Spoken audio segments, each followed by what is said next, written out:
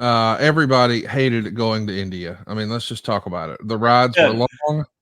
The wrestlers were shocked at the living conditions of the people here. And more importantly, a ton of them got very sick. Storm and Regal were so sick they couldn't work that night of the tour. And it wound up almost killing William Regal. People have been trying to make a run of India and present professional wrestling in India for a long, long time. It is an emerging market, I guess, is the corporate speak these days. But man, some of the talent did not have the best time. What do you remember about Regal and this Oh, score from hell here? horrible, horrible. Regal and Booker T, I think, both got very, very sick. Um, I remember Booker, man, laying on a table in the hallway, just doubled over in pain. It's like I've never been this sick, and we got to go. Regal got a parasite or something that just tore his system up. So he was very, very sick. And the crazy thing about it is one of the places where I bonded with Darren, with Steve Regal, was eating Indian food all the time in Stanford when he was up there. We had a great little spot right by the office, and we loved our Indian food. I had Indian food last night, but yeah, India is a tricky place.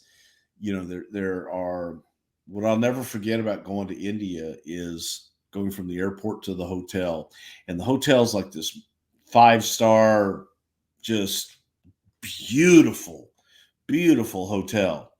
And all the way to the airport, you would see lining the street people sleeping in the street. And they would sleep with their head on the curb and their feet out into the street. And we're talking probably 10 miles at least of, that's all you saw on each side of the street. So it's bizarre.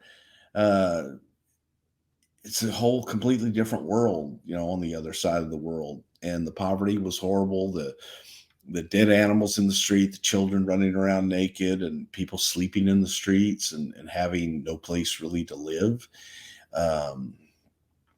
It was, it was an experience, definitely. And then you get into the hotel and you think you're in the finest hotel in New York City.